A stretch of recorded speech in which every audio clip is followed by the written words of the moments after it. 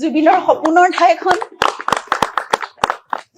তেওঁৰ নামত হ'বলগীয়া সমাজৰ সংস্কৃতিৰ আৰু তেওঁৰ উপাস্য প্ৰকৃতিৰ বাবে ভাল কামত ব্যৱহাৰ হওক, নিয়োজিত হওক, আমি সেয়াই আশা কৰিছো। আমি এতিয়া এই থকা ফ্লেটটোতে আমি থাকি যাম আগলৈ, কিন্তু খাৰঘুলিৰ সেই প্ৰপাৰ্টিটো য'ত জুবিনৰ বহুত আশা তাত জড়িত হৈ আছিল, সেইখিনি জুবিনৰ নামত হোৱা সামাজিক সাংস্কৃতিক ভাল কামবোৰৰ, মানুহৰ বাবে কৰা কামবোৰৰ বাবে, কাৰণ জুবিন এজন মানুহৰে মানুহ আছিল, সেই কামবোৰতে নিয়োজিত হওক।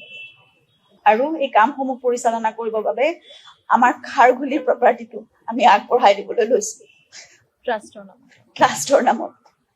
জুবিন আমাৰ সৈতে কেইবাজনো ভাল ভাল ব্যক্তি, বিশেষকৈ বিভিন্ন ক্ষেত্ৰত নিজ নিজ কৰ্মৰে প্ৰতিষ্ঠিত জুবিনৰ স্কুল কলেজৰ বন্ধু, তেওঁলোকৰ সময় সদিচ্ছা আৰু সুঅভিজ্ঞতাৰে আমাৰ সৈতে জড়িত হৈ একেলগে জুবিনৰ বাবে কাম কৰি যাব বুলি আমাক সঁহাৰি জনাইছে, আৰু সেইবাবে আমি যথেষ্ট কৃতজ্ঞতা অনুভৱ কৰিছো তেওঁলোকৰ প্ৰতি। আৰু আমাৰ সৈতে আমাৰ খুৰা শ্ৰদ্ধাৰ মনোজ বৰঠাকুৰদেৱ, আমাৰ ভাতৃ ডক্টৰ পাৰ্থসাৰথী মহন্ত দাদা, তেখেত আহি আছে, শ্ৰদ্ধাৰ গৌতম শৰ্মা দাদা থাকিব আমাক বিভিন্ন দিশত উপদেশ পৰামৰ্শৰ বাট দেখুৱাই আগবঢ়াই নিবলৈ। জুবিনে সদায় তেওঁৰ সেনাগন বুলি অভিহিত কৰা জুবিন ফেন ক্লাব থাকিব আমাৰ কামবোৰত সহায় কৰিবলৈ।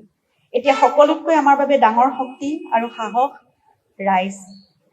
গতিকে আপোনালোকৰ মৰম, আশীৰ্বাদ, বিশ্বাস, সহায় সহযোগিতাৰে জুবিনৰ সপোনৰ কামবোৰ আমি নিশ্চয় আগুৱাই নিব পাৰিম বুলি আশা কৰিছো। আৰু লগতে এটা গুৰুত্বপূৰ্ণ কথা আজি ক'ব বিচাৰিছো। কালি বছৰৰ প্ৰথম দিনটোতে মাননীয় মুখ্যমন্ত্ৰী মহোদয়ে তেখেতৰ কথা ৰাখি জুবিনৰ শেহতীয়া ছবি ৰৈ ৰৈ বিনালেৰ বাবে অহা ৰাজ্যিক কৰ 2,90,00,000 টকা জুবিনৰ দ্বাৰা প্ৰতিষ্ঠিত কলাগুৰু আৰ্টিষ্ট ফাউণ্ডেশ্যনলৈ হস্তান্তৰ কৰে। কলাগুৰু আৰ্টিষ্ট ফাউণ্ডেশ্যন অসমৰ শিল্পীসকলৰ সামূহিক কল্যাণৰ উদ্দেশ্যে গঠন হোৱা এক মঞ্চ, কিন্তু সেয়া অকল শিল্পীসকলৰ বাবেই সীমিত হৈ নাথাকিল। জুবিনে সকলো ধৰণৰ কাম, সকলো ধৰণৰ সামাজিক সাংস্কৃতিক কাম, নতুন প্ৰজন্মৰ বাবে, প্ৰকৃতিৰ বাবে সকলোবোৰ কাম সেই ফাউণ্ডেশ্যনৰ যোগেদিয়ে আগবঢ়াই নিছিল, কৰি আছিল। গতিকে এতিয়া কলাগুৰু আৰ্টিষ্ট ফাউণ্ডেশ্যনৰ অসমৰ আমি এই মঞ্চখনৰ যোগেদিয়ে জুবিন গাৰ্গৰ সামাজিক সাংস্কৃতিক আৰু প্ৰকৃতি সংৰক্ষণৰ বাবে কৰা কামবোৰৰ সংবৰ্ধন আৰু সম্প্ৰসাৰণ কৰিবলৈ সংকল্পবদ্ধ হৈছে। মাননীয় মুখ্যমন্ত্ৰী ডাঙৰীয়াৰ এই সিদ্ধান্তই আমাৰ এই সংকল্পক বাস্তৱায়িত কৰাৰ ক্ষেত্ৰত যথেষ্ট সহায় কৰিব।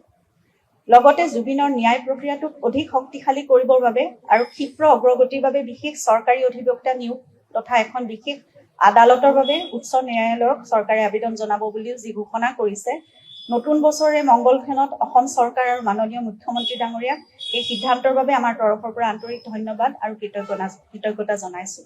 লগতে সংশ্লিষ্ট সকলোকে অনুৰোধ জনাইছো, যিমান পাৰি, যেনেকৈ পাৰি, সিমান ক্ষিপ্ৰতাৰে প্ৰক্ৰিয়াটো যাতে সম্পূৰ্ণ হওক। ধন্যবাদ।